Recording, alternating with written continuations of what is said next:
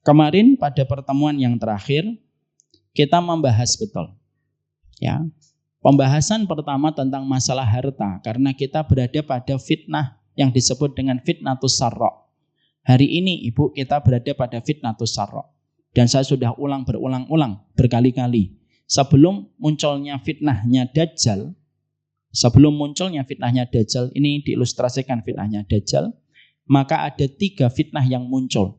Dan tidak akan muncul Dajjal sampai sempurna 3 fitnah yang menjadi prolog sebelum munculnya Dajjal. Apa itu fitnah 3? Sebelum munculnya fitnah Dajjal yang disebut sebagai fitnah terbesar. Ada 3. Yang pertama, yaitu yang disebut dengan fitnatu akhlas. Yang pertama itu dengan fitnah perpecahan dan pertikaian.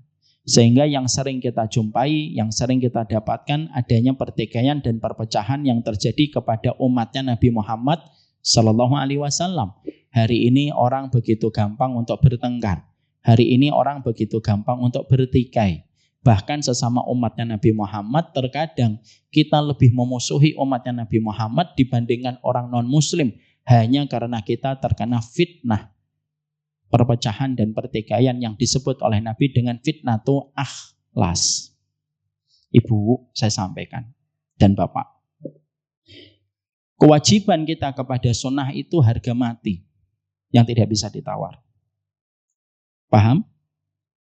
Komitmen kita kepada sunnah itu harga mati. Artinya kehidupan kita harus betul-betul berdasarkan kepada sunnahnya Nabi Muhammad Sallallahu Alaihi Wasallam. Tapi yang harus kita pahami bahwasanya sunnah yang diwariskan dan ditinggalkan Nabi itu memberikan kepada kita luasnya pendapat yang disandarkan kepada para ulama. Dan bukan hanya 1 dan 2 ulama. Makanya komitmen kita kepada sunnah supaya kita tidak terkena fitnatu akhlas, fitnah pertikaian dan permusuhan, maka ibu dan kita semuanya wajib untuk memilih pendapat yang paling kuat. Tapi kita menghormati pendapat yang terkadang tidak sama dengan pendapat yang kita pilih. Nanti kalau ibu bertanya kepada saya, Ustadz merasa paling benar itu boleh atau tidak? Jawabannya adalah merasa paling benar itu wajib. Tapi merasa paling benar lahir 2 kelompok. Jadi merasa paling benar itu membidani 2 kelompok. Kelompok yang pertama merasa paling benar sembari menyalahkan dan membatalkan semua pendapat yang tidak sama dengan pendapat mereka. Ini kelompok yang pertama. Semua yang pendapatnya tidak sama dengan pendapat dia, maka disebut dengan batil, disebut dengan syubhat dengan begitu mudah. Ada yang kedua, orang yang merasa paling benar, tetapi dia tetap menghormati pendapat-pendapat yang lain yang terkadang tidak satu frekuensi dengan pendapat yang dia pilih. Kalau ibu tanya kepada saya, Umar Mita, Abu Basam, saya tidak mau memilih pendapat yang pertama. Saya merasa paling benar dengan pendapat saya. Tapi saya ketika merasa paling benar dengan pendapat saya tetap menghormati pendapat-pendapat yang terkadang tidak sama dengan pendapat saya. Karena apa? Karena saya tidak mau untuk mengasah kemampuan saya membenci sesama umatnya Nabi Muhammad SAW. Maaf ya Bu, saya tidak tahlilan. Saya tidak melakukan perkara-perkara yang mungkin ada sebagian dari ibu yang melakukan. Tapi bukan berarti ibu tidak menjadi saudara bagi saya, dan bukan berarti ibu menjadikan saya bermusuhan. Walaupun terkadang kita memiliki perbedaan dalam persoalan-persoalan tertentu. Saya memilih pendapat, memelihara jenggot itu sunnah. Saya mengambil pendapat, setiap mata kaki harus terbuka dari celana yang kita kenakan. Itu pendapat saya. Tapi bukan berarti akhirnya saya melihat orang lain kalau tidak sama pendapatnya dengan pendapat yang saya pilih berarti dia salah dan dia batil. Karena apa? Karena merasa paling benar itu wajib. Tapi merasa paling benar itu ada 2 pilihan. Ibu boleh memilih yang pertama, silahkan. Tapi tanggung jawab terhadap semua akibatnya nanti di akhirat. Atau yang kedua, ibu memilih yang kedua supaya kita tidak menjadi umatnya Nabi yang menyakiti umatnya Nabi yang lain. Selama itu masih bersumber kepada dalil yang sahih. Saya pernah ditanya, Ustadz, Ustadz ngeliat yang lain gimana? Saya ngeliat yang lain kalau mereka secara dohirnya baik, kita hormati. Makanya saya lalu bertanya kepada pihak yang bertanya, ada nggak orang Muhammadiyah yang mati husnul khotimah? Ada atau tidak, Ibu? Ada. Ada nggak orang NU yang mati husnul khotimah? Ada. Ada orang NU mati husnul khotimah. Ada nggak orang PKS yang mati husnul khotimah? Ada. Apakah semua yang mati husnul khotimah itu hanya teman kita dan kelompok dari ustadz kita? Enggak. Ada orang PKS yang sholat di masjid, lagi sholat sujud dia meninggal dunia. Itu melatih kita untuk melihat kebaikan yang ada pada kehidupan orang lain. Tapi bukan berarti kita tidak memiliki konsistensi pendapat. Makanya akhirnya yang kita harus dapatkan, karena kita berada pada fitnatul akhlas, pertikaian dan permusuhan, maka pastikan bahwasanya kita tidak terseret kepada fitnah itu menjadi melebar. Setidaknya bukan kita yang gampang menghujat. Bukan kita yang gampang menodai kehormatan orang lain. Dan kita harus tahu kapasitas diri kita, Ibu. Kalau memang Ibu baru ngajinya sekali dalam sebulan, kalau Ibu ngajinya baru 6 bulan sekali, tidak usahlah kita mengomentari sesuatu di luar batas dari keilmuan yang kita miliki. Supaya apa? Supaya tidak menambah perseteruan dan pertikaian yang ada di antara umat Nabi Muhammad SAW. Janganlah kita menambah luka di antara sesama umat Nabi Muhammad SAW. Yang kedua, ada fitnah yang disebut dengan fitnatus sarra. Apa itu fitnatus sarra? Fitnah itu adalah ketika Allah memberikan dan membuka keran-keran harta kepada kaum muslimin, di mana keran-keran harta itu mengalir kepada banyak kaum muslimin jauh sebelum hari ini. Maka komposisi harta yang berputar pada kaum muslimin hari ini jauh lebih banyak daripada komposisi harta beberapa ratus tahun yang lalu yang mengalir kepada kaum muslimin. Makanya disebut dengan fitnatus sarra, berlimpah-limpah hartanya. Dan itu kita rasakan hari ini yang disebut dengan fitnatus sarra. Kemewahan, kekayaan itu melimpah-limpah. Dan karena kita berada pada fitnatus sarra, maka kita harus membedah bagaimana fitnatus sarra ketika kita melihat kekayaan dalam kehidupan pada zaman fitnah. Yang ketiga yang disebut dengan fitnah duhaima. Apa itu fitnah duhaima? Fitnah ketika semuanya itu menjadi samar-samar. Kita tidak tahu mana yang benar dan kita tidak tahu mana yang salah. Kita menganggap ini orangnya begini tapi ternyata orangnya khianat.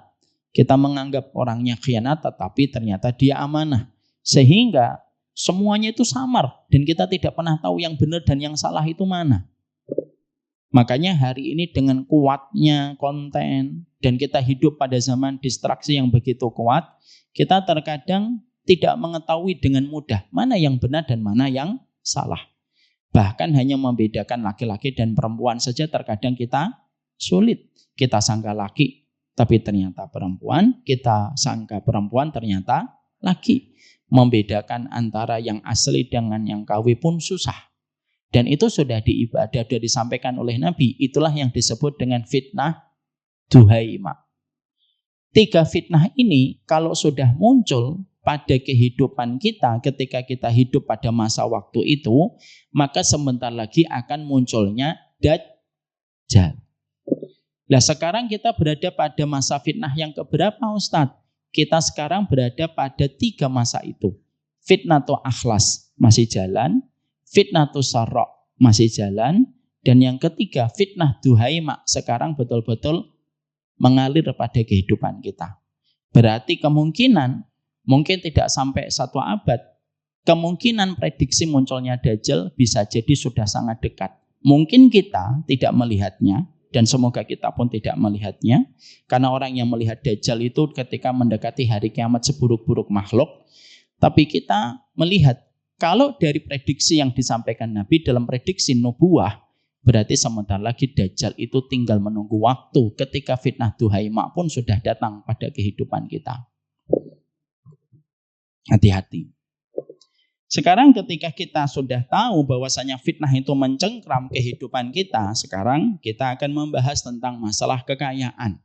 Supaya betul-betul pandangan kita dan mindset kita tentang kekayaan itu betul-betul benar. Jangan sampai kita salah. Banyaknya penyimpangan itu terkadang dimulai dari sebuah mindset yang salah. Dan banyak perkara yang salah mindsetnya ketika kita melihat kekayaan. Banyak orang yang mengatakan lebih baik miskin daripada kaya.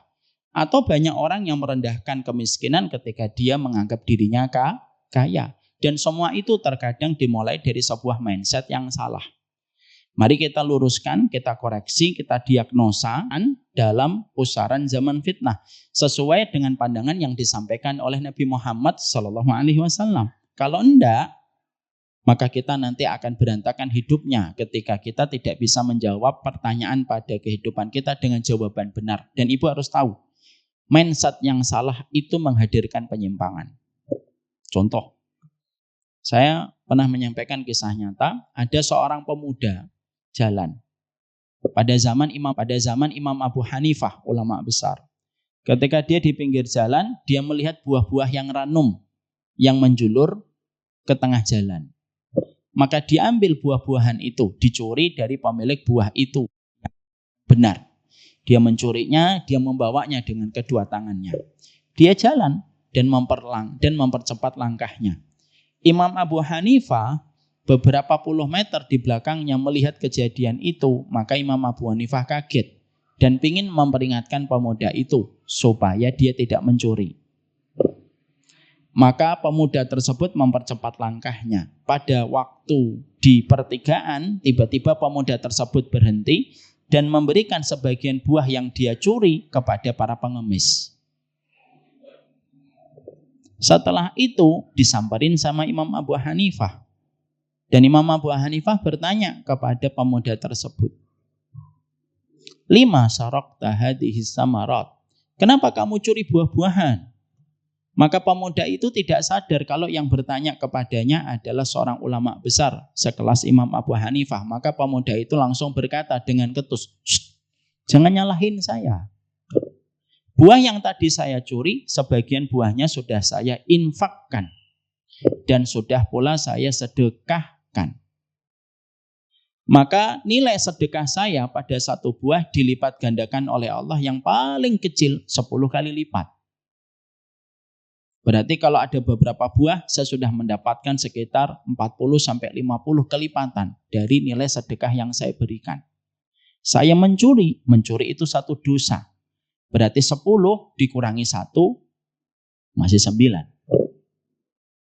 Dan jangan salahkan saya, memang saya betul mencuri, tapi saya sedekahkan. Makanya kan, maaf, banyak koruptor terkadang dianggap orang yang paling sosial dan dermawan di lingkungannya. Karena bisa jadi dia korupsi 5 miliar, yang 2 miliar dibagi-bagi. Supaya 2 miliar itu menghapuskan yang 3 miliar yang dia nikmati. Ketika akhirnya Imam Abu Hanifah mendengarkan jawaban itu, maka Imam Abu Hanifah sebagai orang berilmu, dia tidak sama sekali menjadi bingung untuk menanggapinya. Mungkin kalau bapak atau ibu yang mendengarkan jawaban itu mungkin bingung. Oh iya juga ya. Baik juga ya kamu ya. Tapi Imam Abu Hanifah karena punya ilmu itu tidak menjadikan kita bingung. Maka Imam Abu Hanifah mengatakan, akhta'ta, kamu tetap salah. Loh kok salah? Karena sesungguhnya Nabi bersabda, innallaha thayyibun wa la yaqbalu illa thayyiban. Allah itu baik dan Allah tidak menerima kecuali yang baik. Apa yang kamu sedekahkan tidak akan pernah dinilai 10 karena datang dari hasil pencurian. Karena Allah itu hanya menerima yang baik. Dan Allah tidak menerima kecuali datang yang baik. Jawaban itu langsung membuat pemuda tersebut terbungkam dan tidak mampu untuk merespon dengan jawaban lain. Artinya, mindset itu penting. Kenapa pemuda tadi niatnya untuk mencuri tapi dia diberikan kepada fakir miskin? Karena dimulai dari niat yang salah. Dan masih banyak orang yang berpikiran semacam ini. Kalau kita memiliki pemikiran yang salah, maka akhirnya lahirlah banyak penyimpangan dalam kehidupan kita. Contoh, tentang masalah kekayaan. Kalau kita memiliki mindset yang salah, maka nanti kita akan berantakan. Mewajibkan anak kita kaya. Dan menetapkan, nak kalau kamu kaya berkah. Kalau tidak kaya berarti kamu tidak berkah. Ini merupakan standar yang salah. Dimulai dari mindset yang salah. Makanya kita ingin membedah kekayaan itu bagaimana dan apa perkara-perkara yang salah yang dipersepsikan oleh masyarakat kita, supaya betul-betul ketika kita berada pada zaman fitnah, setidaknya kita paham bagaimana cara kita melihat kekayaan, sebagaimana yang diajarkan guru besar kita Nabi Muhammad SAW. Paham di sini? Paham. Mari kita buka pembahasan pertama yang sudah kita selesaikan. Poin pertama yang kemarin sudah kita selesaikan adalah bagaimana kita harus membedakan mana itu dunia dan mana itu rezeki. Karena pada keduanya itu berbeda. Kita sudah menyampaikan pada pertemuan yang lalu, dunia itu cenderung negatif. Tetapi kalau rezeki itu cenderung positif. Nabi tidak pernah meminta dunia, tetapi Nabi selalu meminta rezeki. Makanya Allah selalu menyebut kata rezeki dalam konteks yang positif. Contoh, ketika Allah menyebut air hujan, apa yang Allah sampaikan? Wa fis samai rizqukum wa ma tu'adun. Dan di langit itu ada rezeki yang dijanjikan oleh Allah kepada dirimu. Allah menyebut kata rezeki. Nabi Musa ketika berdoa kepada Allah, maka Nabi Musa itu meminta rezeki. Warzuqni fahma, berikanlah kepadaku rezeki kefahaman dalam setiap kehidupanku. Yang disebut oleh Nabi Musa adalah kata rezeki. Ketika di waktu pagi sebelum matahari menghangatkan bumi, Nabi itu selalu meminta rezeki, tapi tidak minta dunia. Apa yang diminta Nabi dalam setiap pagi habis sholat subuh? Yang diminta Nabi adalah Allahumma inni as'aluka ilman nafi'an wa rizqan thayyiban wa amalan mutaqabbalan. Yang diminta oleh Nabi itu rezeki yang baik setelah mendapatkan ilmu dan amalan yang diterima. Disitulah kita mendapatkan rezeki itu jauh lebih mulia daripada kata dunia. Dunia itu merupakan nominal, tapi rezeki tidak ada nominalnya. Karena rezeki cakupannya lebih luas daripada cakupan kata dunia. Makanya Allah menyebut surga pun dengan kata rezeki. Di dalam surat At-Tolak ayat yang ke-11 Allah berfirman kepada kita, "Wa may yu'min billahi wa ya'mal shalihan yudkhilhu jannatin tajri min tahtihal anhar." Ya, barang siapa orang yang dia beriman kepada Allah dan beramal salih, dimasukkan dia ke dalam surga mengalir sungai di bawahnya, maka Allah menutup ayat yang ke-11 pada surat At-Tolak dengan kata-kata keterangan. Qad ahsanallahu rizqa. Orang yang mendapatkan surga itu telah mendapatkan rezeki terbaik yang Allah berikan kepada manusia. Jadi maaf ya, sampai surga pun disebut oleh Allah dengan kata rezeki. Ini beda dengan dunia.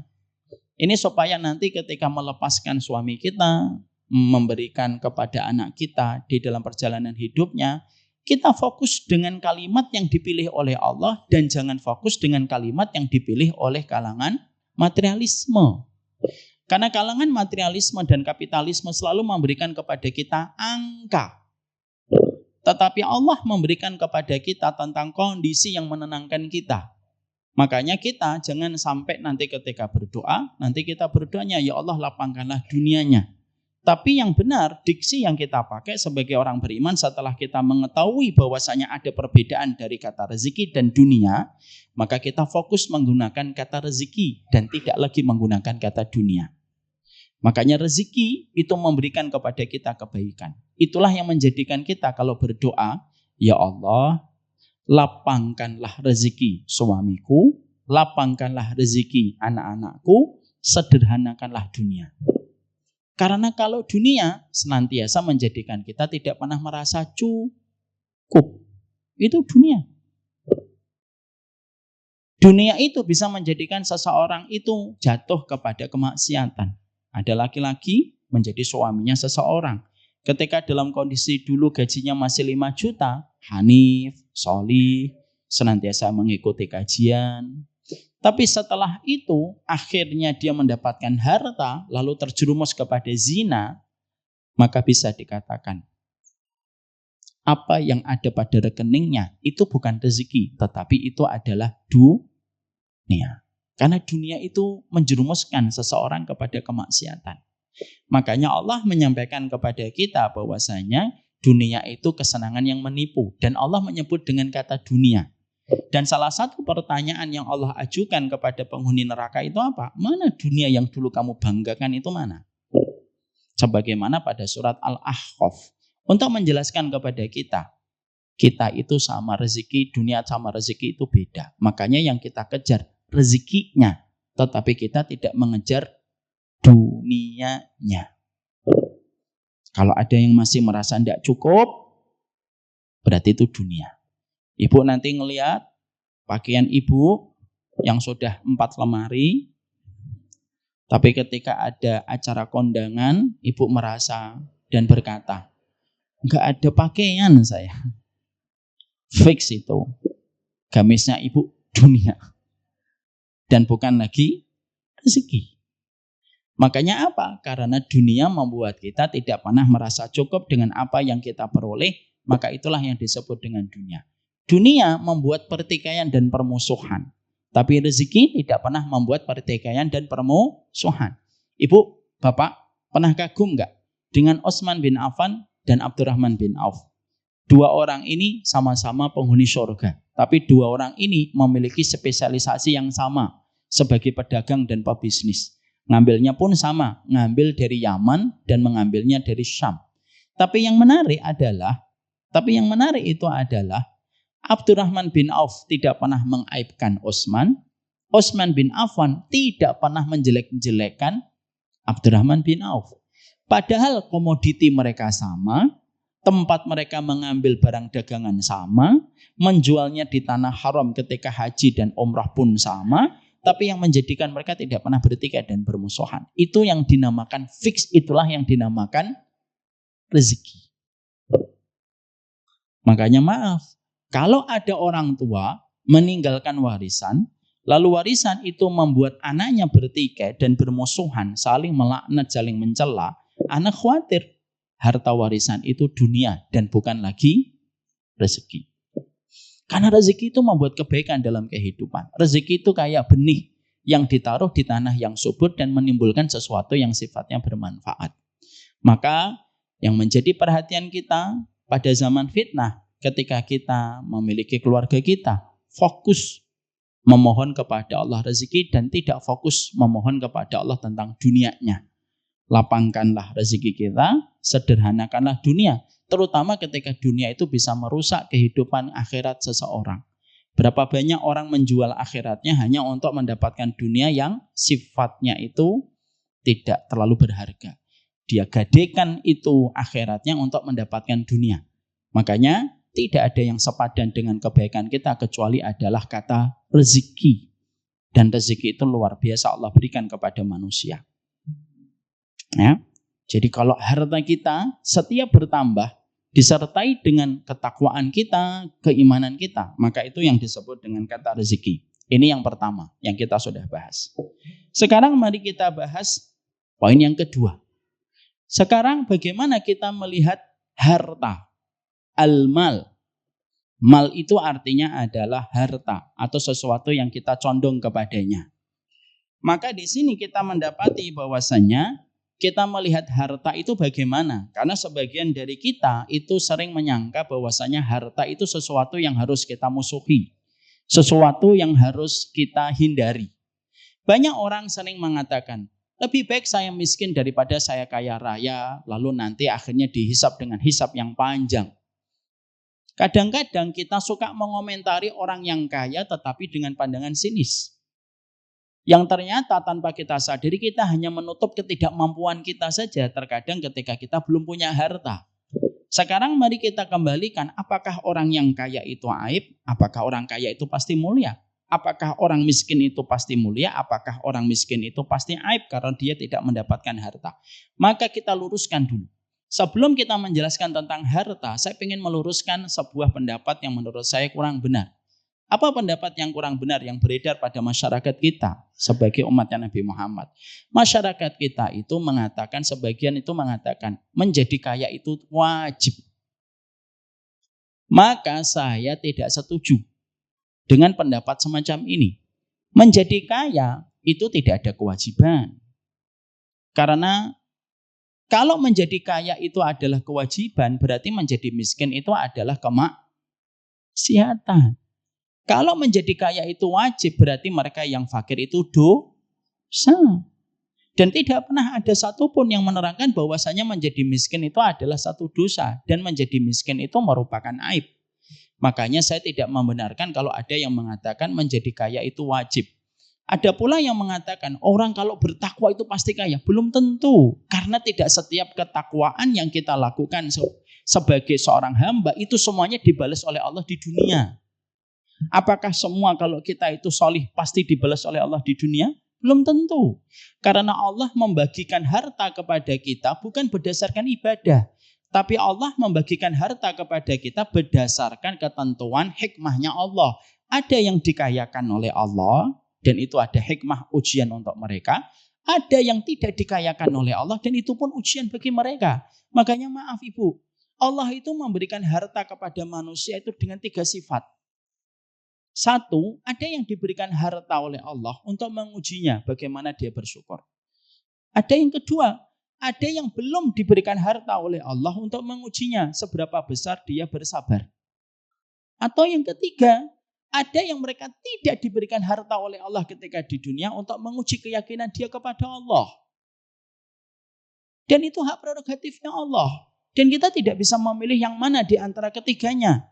Ada yang diuji oleh Allah dengan kesyukuran, ada pula yang diuji oleh Allah dengan kesabaran. Dan ada yang diuji dengan keyakinan. Makanya apakah setiap amal soleh kita pasti kaya? Enggak Ibu. Dan saya paling tidak sependapat.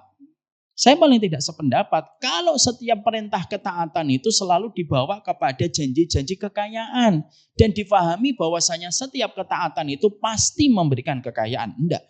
Ketaatan itu memberikan rezeki. Saya setuju. Tapi apakah kekayaan itu pasti menjadikan kita kaya raya? Belum tentu.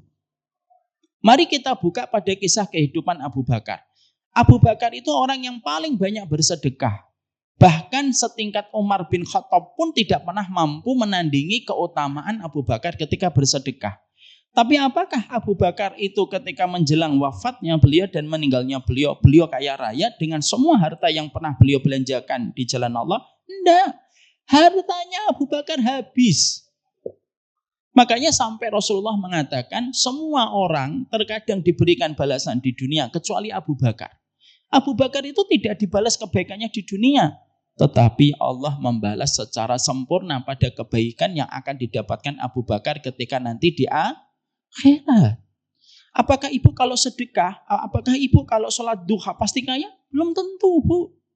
Makanya tidak setuju kalau ada yang mengatakan sholat duha pasti kaya. Sedekah pasti kaya. Kalau memberikan motivasi, kenapa sih harus dibawa kepada konteks kekayaan? Bukankah kita adalah agama yang beriman kepada hari akhir? Kita kan bukan agama yang beriman pada kehidupan materialisme ketika di dunia yang semuanya mengarah kepada angka. Ada nggak orang yang mereka itu rajin sholat duha, tapi sampai sekarang punya motor pun dia tidak mampu memilikinya? Banyak. Saya punya teman yang solih-solih, mungkin lebih solih daripada saya. Tapi sampai sekarang mereka belum punya mobil. Kalau harta itu dibagikan karena ketakwaan manusia, harusnya orang yang tidak pernah dzikir pagi, dari kalangan orang yang tidak beriman, harusnya mereka itu jalan kaki kemana-mana karena mereka tidak akan layak untuk mendapatkan harta. Makanya jangan pernah membangun ibadah kita dengan cita rasa dunia. Sholat duha untuk dunia, sholat tahajud untuk dunia, sedekah untuk dunia, dan haji pun untuk dunia. Sehingga akhirnya ketika nanti balik masing-masing kita menuju ke akhirat, kita nanti tidak melihat amalan kita. Melihat amalan sholatnya tidak ada, duhanya enggak ada, tahajudnya enggak ada. Dan bisa jadi ada di antara kita yang nanti bertanya, ya Allah, duha saya mana? Dijawab sama Allah, lah duha kamu kan untuk dunia dan sudah aku berikan kepadamu dunia. Tahajud saya mana ya Allah? Loh, tahajudmu kan untuk dunia dan sudah aku berikan kepadamu dunia. Dan bisa jadi Allah nanti akan membacakan kepada kita satu hadis. Innamal a'malu, seluruh amal itu tergantung niat kamu. Jadi inilah yang menjadikan kita akhirnya memahami betul bahwasanya kita meluruskan pandangan bahwasanya apakah menjadi kaya itu wajib? Enggak. Tapi apakah menjadi kaya itu wajib? Tidak. Dan apakah menjadi miskin itu wajib? Pun tidak. Tetapi inilah yang menjadikan kita mengerti. Lalu bagaimana cara kita melihat harta? Supaya akhirnya betul-betul kita bisa memaknai setiap harta dan kita menyikapi harta dengan cara yang benar. Jangan sampai ada di antara muslim sengaja tidak mau untuk berikhtiar, tidak mau berdagang, tidak mau bermuamalah. Kenapa sih bang kamu tidak kerja? Nanti kalau kaya, hisapnya panjang. Sebagaimana kamu ngambil harta, mengambil barang belanjaan di mall, kalau terlalu banyak kan nanti di kasirnya lama. Padahal bisa jadi omongan itu hanya untuk menutupi kemalasan dia untuk berikhtiar. Atau bisa jadi ada seorang ibu yang salah memperlakukan anaknya dengan mengatakan, sudah nak, jangan ngejar-ngejar dunia ya nak, jangan numpuk-numpuk harta, sehingga anaknya merasa a priori dengan harta. Padahal bisa jadi harta itu memberikan kepada kita banyak hal yang tidak kita sadari ketika kita belum mempelajarinya. Sekarang mari kita buka bagaimana Quran dan Nabi Muhammad sebagai guru besar kita ketika melihat harta pada kehidupan. Yang pertama, Rasulullah SAW menyampaikan di dalam satu riwayat Imam Ahmad. Apakah harta itu negatif? Dunia negatif. Harta itu bisa dua. Bisa jadi dunia, bisa jadi rezeki. Tergantung siapa yang menggenggamnya. Dan tergantung bagaimana dia bersikap setelah dia menggenggam harta. Jadi bedakan harta dulu. Harta itu nanti kalau baik menjadi rezeki. Harta itu kalau tidak baik dia menjadi dunia. Nabi mengatakan dalam satu riwayat Imam Ahmad, la ba'sa bil ghina limanit taqo. Tidak apa-apa menjadi orang kaya raya, itu tidak apa-apa selama dia bertakwa kepada Allah. Ini menjelaskan kepada kita bahwasanya Nabi pun tidak pernah mengaibkan orang kaya. Jadi maaf ya Bu, Bapak, nanti kalau kita komen ada orang diberikan harta yang banyak, komennya itu jangan sinis. Ya lebih baik kayak saya lah, hidup sederhana. Saya jadi tidak repot. Tidak apa-apa Bu, kalau itu memang Ibu rasakan tidak apa-apa. Tapi kalau hanya untuk memberikan rasa sinisme kepada orang yang kaya hartanya, itu salah. Jangan suka menyakiti. Kadang-kadang kita suka memaksa orang tidak menyakiti kita, tapi terkadang kita justru sering menyakiti orang lain. Ingat, Rasulullah saja pernah bermuka masam kepada Abdullah bin Ummi Maktum. Ketika bermuka masam, Allah tegur Nabi Muhammad. Apalagi terkadang kita suka sinis kepada orang-orang yang ternyata mungkin belum sama dengan kayak kita nasibnya. Kalau kita berbeda nasib itu wajar. Tapi jangan sampai kita sinis. Ibu tahu nggak? Dulu pada zaman Nabi, orang fakirnya Madinah itu tidak pernah sinis kepada orang kayanya Madinah. Apa yang pernah mereka sampaikan kepada Nabi? Perhatikan. Konten mereka ketika mereka menyampaikan perihal yang mereka rasakan kepada Nabi tentang orang kaya. Ya Rasulullah, dhahaba ahlad dusur bi'a'malihim. Ya Rasulullah, enak orang kaya itu ya Rasulullah. Karena mereka bisa beramal lebih dibandingkan kami. Mereka bisa berinfak, mereka bisa bersedekah, mereka bisa membiayai jihad. Adapun kami tidak bisa melakukan sebagaimana amal mereka. Makanya Nabi memberikan kabar gembira. Omonganmu sedekah, ketika mendatangi istrimu sedekah untuk menghibur fakir miskinnya. Tapi yang menarik, fakir miskinnya nggak pernah sinis kepada orang kaya. Jadi kalangan fakir miskin pada zaman Nabi itu tidak pernah terjadi gap antara yang kaya dengan yang miskin. Dan Nabi itu menjadi orang yang betul-betul mempersaudarakan mereka. Mereka tahu betul orang kaya itu memberi manfaat untuk mereka dan membiayai dakwahnya Nabi. Maka mereka orang yang miskin tidak pernah benci kepada orang kaya. Hari ini terjadi gap itu mungkin karena banyak sebab. Mungkin salah satunya kesombongan orang kaya. Atau mungkin karena ketidakpedulian orang kaya yang menjadikan orang-orang miskin juga terkadang sinis. Tapi itu tidak pernah menjadi sebuah pembenaran kita sebagai orang yang telah mengaji dan telah mendapatkan ilmu untuk sinis kepada mereka yang diberikan harta. Makanya Nabi mengatakan, tidak apa-apa kaya selama dia bertakwa kepada Allah Subhanahu wa taala. Itu yang pertama. Yang kedua, Allah itu memuji mereka yang memiliki harta dan mereka mensedekahkan hartanya di jalan Allah sebagaimana pada surat Al-Lail ayat yang kelima dan yang ketujuh. Fa amma man a'ta wattaqa wa saddaqa bil husna fasanuyassiruhu lil yusra. Dan Allah memulai dengan kata fa amma man a'ta. A'ta itu sedekah. Dan kita tidak mungkin sedekah kecuali kita memiliki harta. Itu menunjukkan bahwasanya Allah pun memuji mereka yang berharta, tetapi harta itu tidak menafikan kewajiban mereka kepada Allah untuk berbagi manfaat. Yang ketiga, bagaimana para ulama dulu ketika mereka menyikapi harta. Ada satu ulama namanya Abu Zannad. Abu Zannad. Maka beliau itu pernah pada satu waktu menggenggam dirham. Tahu dirham? Perak senilai 3 gram. Sebenarnya nilainya 2,97 gram. Hari ini perak itu lagi naik. Makanya harga 1 dirham itu sekarang sekitar 200 ribu. Harusnya komposisinya dengan harga dinar itu 1/10. Jadi harusnya sih 300 ribuan.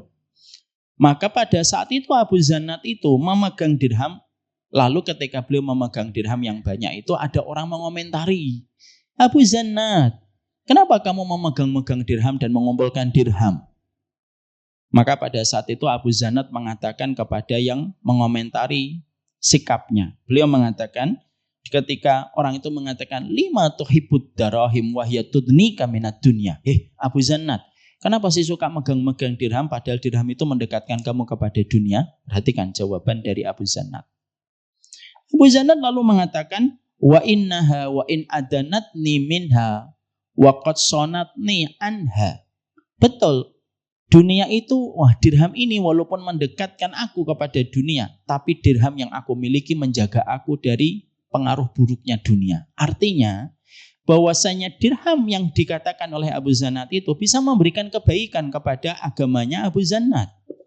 Karena ketika seseorang itu memiliki harta, ketika dia dalam konteks kekayaan, maka kekayaan itu bisa menjaga kita sebagai seorang mukmin supaya kita tidak terjerumus kepada perkara kerusakan ketika kita bisa menjadi murtad, dan supaya kita tidak menjadi mental pengemis. Karena harta itu memang mendekatkan kita kepada dunia, tapi bisa menjaga dari pengaruh buruknya dunia. Makanya meninggalkan anak dalam kondisi kecukupan itu jauh lebih baik daripada kita meninggalkan anak dalam kondisi kekurangan. Ini supaya menjadi semangatnya seorang bapak, kita ngumpulin harta itu supaya harta ini menjaga anak kita dari api neraka. Salah satunya apa? Kalau kita tidak meninggalkan harta yang cukup untuk anak keturunan kita, bisa jadi anak keturunan kita menukar akhiratnya dengan kehidupan dunia ketika mereka dalam kondisi kekurangan. Makanya sebagaimana pernah saya sampaikan kan, kita ini ketika ngajar anak kita harus pintar ngaji, harus pintar dagang. Makanya saya pernah menyampaikan filosof kehidupan dakwahnya Sunan Kudus. Apa filosof kehidupan dakwahnya Sunan Kudus? Yaitu ketika beliau mengatakan apa? Gus ngaji, Gus jigang. Apa yang dikatakan oleh Syekh Ja'far Shadiq yang kita sering sebut dengan Sunan Kudus? Sunan Kudus itu membangun dakwahnya kepada murid-muridnya selalu mengucapkan kalimat Gus jigang. Apa itu Gus jigang? Bagus ngaji, bagus dagang. Jadilah kamu orang yang paham tentang Allah, tapi jadilah orang yang kamu punya martabat, kamu punya pride. Bagaimana ketika kamu mendapatkan harta? Maka di situ kita mendapati Abu Zannad itu mengatakan bahwasanya harta itu bisa menyelamatkan kita dari 2 perkara. Bisa menjadikan kita selamat dari kemurtadan, karena banyak orang yang murtad ketika mereka menggadaikan dunia mereka untuk membeli harta dan mereka menggadaikan iman mereka. Atau yang kedua, supaya kita tidak menjadi mental pengemis. Ibu kalau ngelihat ada seorang guru, seorang ustadz, dia diberikan kelapangan dengan bisnisnya, lalu dia berjalan dengan pride, dengan izzah, dengan harta yang sudah miliki tanpa dia harus meminta kepada orang, maka cara kita melihatnya itu Masya Allah, itu akan memberikan kelapangan bagi dirinya dan memberikan ketenangan bagi orang yang melihat dirinya. Makanya hari ini yang kita harus miliki adalah ketika kita baru membahas 1-2 ini, kita harusnya memahami bahwasanya orang yang paham agama itu harusnya adalah orang yang paling bersemangat ketika mereka itu bermuamalah. Makanya akhirnya Dulu para ulama dulu itu kalau mereka datang ke pasar dikasih harga lebih murah, mereka itu marah. Jadi kayak Sufyan Ats-Tsauri, Fudail bin Iyad, kalau masuk pasar, ada syekh, ada guru datang. Maka banyak orang itu ngasih diskon. Dah ini buat guru murah aja. Saya nggak ngambil untung. Maka malah marah. Kenapa mereka marah? Perhatikan jawabannya. Innama nashtari bi amwalina wala nashtari bi dinina. Jangan kamu kasih saya harga murah. Saya itu membeli dengan harta saya dan saya tidak membeli dengan agama saya. Makanya nanti kalau jual ke saya mahal. Saya membeli dengan harta saya dan saya tidak membeli dengan agama saya. Makanya akhirnya perkataan itu menjadikan luar biasa. Kehidupan dulu itu mereka menjadi izah, pride. Setiap ulama-ulama mereka itu menjadi orang-orang yang mereka sangat dihormati. Bukan hanya sekedar ilmunya, tapi sampai pencapaian-pencapaian harta itu menjadikan mereka itu tidak bermental miskin. Dan itu dimiliki oleh para ulama dulu. Makanya itu dikonkretkan dengan apa yang pernah dikatakan tadi, yaitu adalah Sunan Kudus, Gus Cikang, bagus ngaji, bagus dagang. Makanya kita ada beberapa riwayat yang terjadi sampai beberapa ulama mengatakan alimu auladakum bittijarah fi sigharihim. Ajari anakmu itu untuk berbisnis dari semenjak kecil supaya ketika mereka memiliki kecakapan, kepiawaian di dalam mereka berbisnis menjadikan mereka itu tidak menggantungkan tangannya kepada orang lain. Dan itu akan menjadikan setiap jubah yang mereka miliki lebih bermartabat, menjadikan setiap gamis yang mereka kenakan itu menjadi lebih terhormat di mata manusia. Dan setiap ilmu yang mereka akan sampaikan, setiap tutur kata yang mereka akan keluarkan, itu tidak gampang untuk direndahkan orang. Ketika para ulama dulu memandang, harta itu membantu seseorang di dalam agama mereka. Harta itu membantu seseorang di dalam agama mereka. Makanya akhirnya itulah yang sampai dikatakan oleh Sufyan Ats-Tsauri. Sufyan Ats-Tsauri itu sampai mengatakan al-malu silahul mu'min. Sesungguhnya harta itu menjadi senjata bagi orang yang beriman. Kalau dia menggenggam harta, maka sesungguhnya dia tidak akan mudah untuk diperintah dan dia tidak akan menjadi keset bagi para penguasa. Makanya Abdullah bin Mubarak itu sampai mengatakan ketika beliau dikomentari, Abdullah bin Mubarak, kamu itu ulama kami, orang yang paling zuhud di antara kami. Tapi kenapa kamu dalam berbisnis itu orang yang paling semangat dibandingkan kami? Lalu beliau mengatakan, diam kamu. Kalau bukan karena apa yang aku peroleh dari keuntungan ketika aku berbisnis, maka kami hanyalah menjadi kesetnya para penguasa. Dan kami akan diperintah-perintah semua sesuai dengan kehendaknya mereka. Dan kami harus memenuhi setiap selera mereka. Tapi dengan harta yang aku kumpulkan dan harta yang aku dapatkan ketika aku bermuamalah untuk mendapatkan karunia Allah, disitulah aku tidak menjadi keset bagi penguasa dan aku tidak pernah menjadi kacung bagi orang-orang yang mereka itu ingin untuk membentuk agama sesuai dengan kemauan mereka. Lah itulah yang menjadikan akhirnya kita mendapati bahwasanya di dalam kehidupan kita seorang mukmin ketika melihat harta itu bukanlah sesuatu yang sifatnya dosa. Kalau ada yang mengatakan, Ustadz, bukankah dunia itu bisa menjadikan kita lupa dengan zuhud? Yang menjadikan orang itu tidak bisa zuhud itu dunia. Tapi kalau rezeki itu tidak pernah menafikan arti zuhud. Zuhud itu bukanlah ketika kita pakai pakaian yang compang-camping, ketika kita pakai celana yang terputus-putus, ketika kita pakai sepeda ontel, lalu kita mengatakan zuhud sekali. Zuhud itu bukanlah orang yang rumahnya setiap 1 hari dan 2 hari token listriknya bunyi. Tapi zuhud itu dikatakan oleh para ulama adalah zuhud itu adalah orang yang yakin kepada janjinya Allah dibandingkan apa yang dikatakan manusia, itu zuhud. Ibu sedekah pada saat kondisi susah, terus tiba-tiba sedekah 100 juta. Tetangganya ngomong, Mbak, kondisi lagi susah Mbak, dolar 18.000 malah sedekah 100 juta. Dijaga aja Mbak duitnya, disimpan. Terus ibu itu mengatakan, enggak, saya tetap yakin bahwasanya pasti Allah tidak akan pernah meninggalkan orang yang menitipkan hartanya di jalannya. Itu zuhud. Ibu memasukkan anaknya ke pondok pesantren, lalu orang-orang berkata, lah mbak hari gini kok dimasukkan ke pondok pesantren. Wong lulusan negeri saja belum tentu dapat kerja, malah mbak memasukkan anaknya ke pesantren. Terus kita senyum sama dia dan berkata, maaf ya, harta itu tidak akan dipengaruhi dari mana ijazahnya. Selama dia berikhtiar dan berusaha, pasti Allah mudahkan kepadanya harta, walaupun dia sekolah di pondok. Itu zuhud. Ketika ibu melarang anaknya, jangan pacaran ya. Lalu kerabat ibu mengatakan, kali gini kok nggak pacaran? Oh, yang pacaran aja belum dapat jodoh. Yang pacaran aja belum tentu dapat jodoh, kok malah nggak pacaran. Terus kita mengatakan, enggak ya, pacaran tidak menjadikan dekat dengan jodoh, dan pacaran tidak menjamin dia jauh dari jodoh. Itu namanya zuhud. Zuhud itu amalan hati. Zuhud itu bukan penampilan fisik. Makanya bisa jadi ada orang yang pakai Mercedes, dia lebih zuhud daripada orang yang pakai sepeda ontel. Karena zuhud itu salah kaprah. Hari ini orang itu memahami bahwasanya zuhud itu harus miskin. Kalau zuhud itu harus miskin, Nabi Sulaiman tidak zuhud. Kalau zuhud itu harus miskin, Imam Malik itu tidak zuhud. Padahal Imam Malik itu kalau mau pakai pakaian yang terbaik. Kalau mau beli onta-onta yang paling bagus, yang paling mahal itu yang dibeli sama Imam Malik.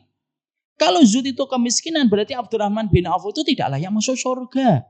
Kalau zuhud itu adalah kemiskinan, berarti Abdurrahman bin Auf itu tidak bisa masuk surga. Tapi sesungguhnya zuhud itu bukan masalah penampilan. Tapi masalah ketika hatinya manusia tidak bocor ketika dunia dan harta itu ada pada genggaman tangannya. Tidak akan membahayakan lautan selama perahu yang kita naiki tidak bocor. Kapan lautan itu menjadi bahaya untuk kita? Ketika kapal dan perahu yang kita kenakan dan kita naiki itu bocor. Barulah yang namanya lautan itu berbahaya. Tapi selama perahu kita tidak bocor, maka lautan itu tidak akan membahayakan. Dunia dan harta itu tidak membahayakan. Selama hati kita itu tidak bocor. Makanya akhirnya ketika kita mendoakan anak kita, boleh nggak mendoakan supaya dilapangkan rezekinya anak kita? Boleh. Mana dalilnya bahwasanya Nabi mendoakan supaya putra-putrinya itu dilapangkan rezekinya oleh Allah? Ada dalam satu riwayat ketika Nabi mendoakan Ibnu Abbas. Apa doanya Nabi kepada Ibnu Abbas? Allahumma aksir malahu wa waladahu wa barik fima ataitahu. Nabi itu pernah mendoakan Anas bin Malik. Apa konten doanya dan redaksi doanya? Allahumma aksir malahu. Ya Allah, perbanyaklah hartanya Anas bin Malik. Perbanyaklah keturunannya. Wa barik fima ataitahu, dan berkahi apapun yang kau berikan kepada Anas bin Malik. Dan Anas bin Malik menjadi salah satu sahabat yang kaya raya dan lapang hartanya. Jadi lapang harta itu dalam kehidupan hari ini ketika kita memegangnya dengan cara yang benar, maka sesungguhnya itu tidak akan menjadi fitnah. Maka itulah yang menjadikan kita tidak boleh membenci orang yang mereka diberikan kelapangan. Tapi orang yang lapang itu ujian, yang miskin juga ujian. Tapi tidak boleh lagi. Ada orang yang mereka itu saling membangun sekat. Yang duduk di sana yang kaya raya. Yang duduk di sini yang papa, yang fakir miskin. Semuanya mulia di sisi Allah Subhanahu wa Ta'ala. Dan kita tidak pernah tahu apa yang terjadi. Apa yang kita pandang tentang orang lain bisa jadi terbalik dari apa yang Allah pandang tentang dirinya. Makanya akhirnya yang kita pengen luruskan, boleh menjadikan diri kita itu dilapangkan hartanya oleh Allah. Walaupun kekayaan itu tidak bersifat kewajiban. Tapi maaf, jangan sampai nanti ketika kita mendapatkan putra-putri kita, ada yang kaya, ada yang miskin. Tolong, jangan pernah bedakan kasih sayang kita kepada mereka hanya karena anak pertama lebih kaya dan anak yang kedua tidak lebih kaya daripada anak pertama. Maaf ya Bu, kita tidak pernah tahu di antara anak-anak kita manakah yang paling besar manfaatnya untuk kita nanti ketika kita berada di pengadilan Allah bersama. Bisa jadi ada anak yang paling kita cintai karena yang paling kaya raya, tapi justru yang paling membuat hisab kita panjang nanti di akhirat. Bisa jadi ada anak kaya, ada anak kita yang paling miskin, yang sering kita remehkan karena jarang transfer dan jarang membawakan martabak. Tapi justru menjadi anak kita yang paling meringankan kita nanti di hadapan Allah ketika dikumpulkan di padang mahsyar. La tadruna ayyuhum aqrabu lakum naf'a. Allah menyampaikan dalam surat An-Nisa, Kamu tidak pernah tahu di antara anakmu manakah yang paling bisa memberi manfaat kepadamu kelak. Hari ini banyak orang tua terkadang pandangannya sudah pandangan sarok. Kalau anaknya kaya raya diberikan penghormatan, didahulukan. Kalau pulang paling cepat dan paling gercep dibuatkan makanan favoritnya. Tapi kalau ada anaknya yang miskin yang datang, menyambutnya sudah malas-malesan. Ketika makan disuruh makan ke warung angkringan dan tidak mau memasakkan itu. Maaf, ini yang menjadikan kita rusak gara-gara dunia. Kalau cara kita melihat orang lain sudah cara kita sebagaimana kita melihat kapitalisme, melihat harta. Jangan. Makanya nanti kalau kita mendapatkan anak kita kaya, itu takdir Allah. Karena Allah memberikan kepadanya ujian kesyukuran. Kalaupun nanti mendapati ada anak kita diuji dengan kemiskinan, Allah pun sedang memberikan ujian kepadanya tentang kesabaran. Saya pernah punya kisah, Bu. Orang Tegal, satu keluarga. Ada salah satu di antara jamaah itu cerita ke saya. Saya dulu itu sebel sama adik saya, Ustadz. Tapi justru saya banyak belajar. Gimana kisahnya? Adik saya itu ketika di Tegal, ketika dia dipecat, saya suruh pergi ke Jakarta supaya dia berikhtiar dan bekerja. Tapi ternyata dia selalu menolak dan akhirnya dia menjadi pedagang kecil di kota Tegal. Saya selalu mengatakan sama dia, kamu itu enggak berpikir maju. Kalau kamu di Tegal, kesempatannya terlalu minim dan kesempatannya terlalu sempit. Sudahlah ke Jakarta, tapi dia selalu menolak. Dan dia tidak pernah memberitahu alasan apa dia menolak. Sampai akhirnya ibunya jatuh sakit terkena penyakit berat. Ternyata adik saya adalah orang yang paling membersamai ibu saya setiap waktunya. Sampai ibu saya berkata, kalau saya sedang menyampaikan sesuatu, maka adik saya ini yang dimintain sama ibu saya, ngomong ya sama adikmu. Karena ternyata dialah yang paling setia merawat ibu. Dia nungguin ibu diperiksa di rumah sakit dari pagi sampai sore. Kita yang di Jakarta tidak bisa menemani ibu. Sampai akhirnya ibu meninggal dunia. Barulah saya tahu alasan dia. Kenapa dia tidak mau pindah ke Jakarta? Karena alasannya sederhana. Dia tidak mau meninggalkan ibu selama ibu masih hidup.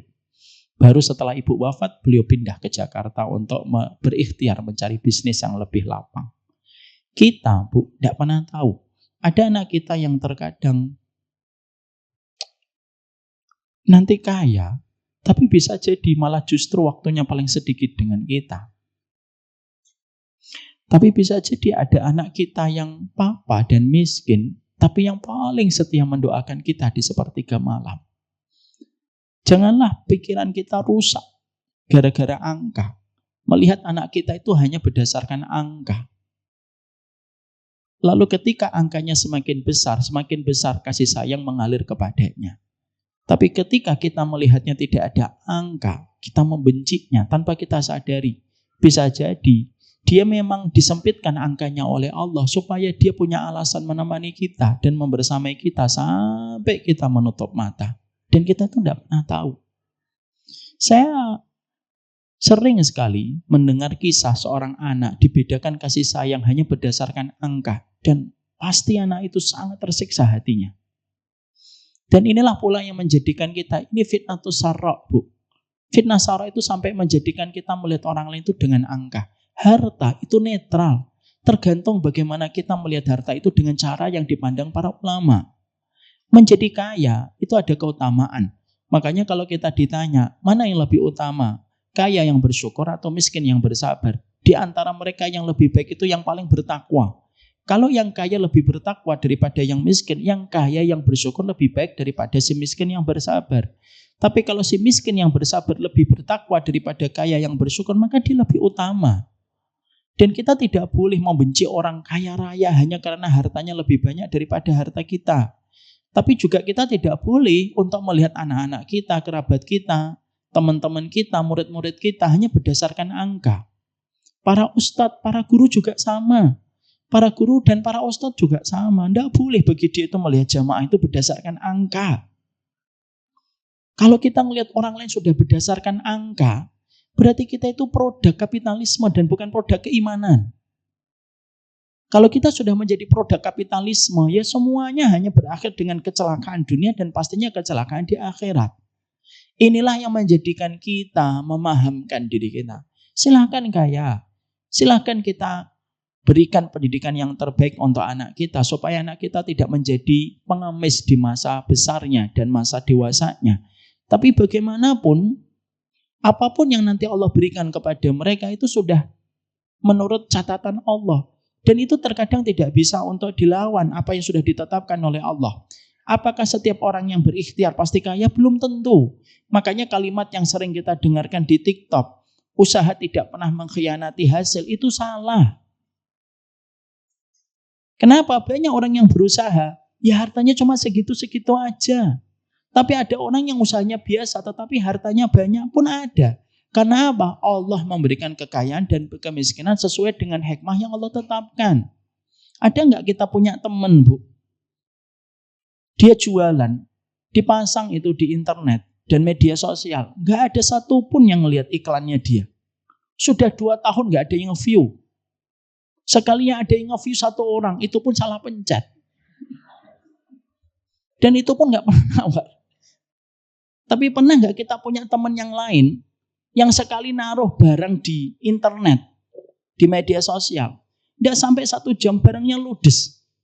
Dan itu terkadang tidak bisa untuk kita tahu. Rezeki itu bisa di-copy tapi tidak bisa dipaste. Tidak usah iya, emang iya. Karena rezeki itu bisa di-copy tapi nggak bisa dipaste. Bisa jadi kita niru orang lain, tapi akhirnya bisa di-copy, tapi paste rezekinya tetap beda.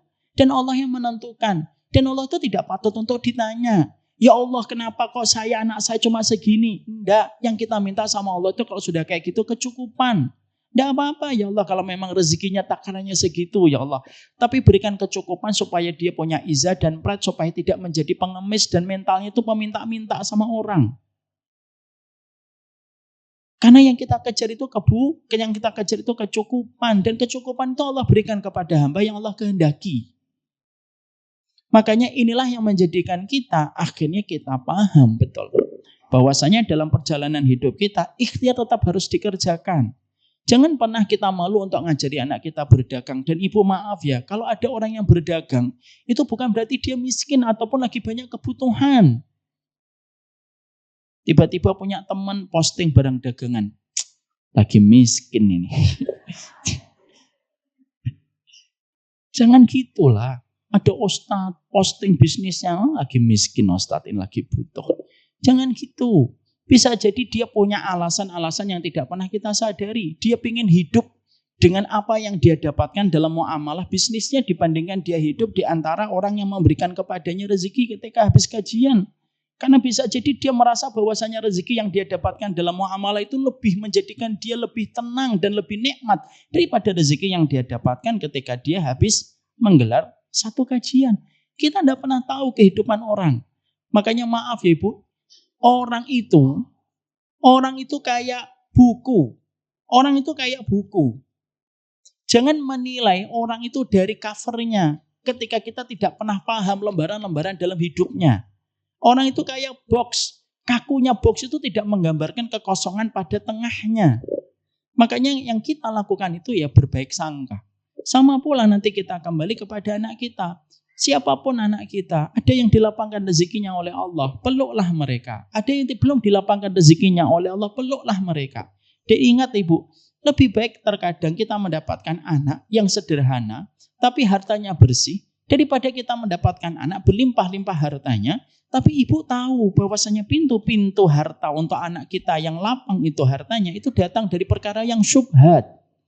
Jangan menjadi kemilaunya itu membutakan kita dan menjadikan kita itu rabun dekat.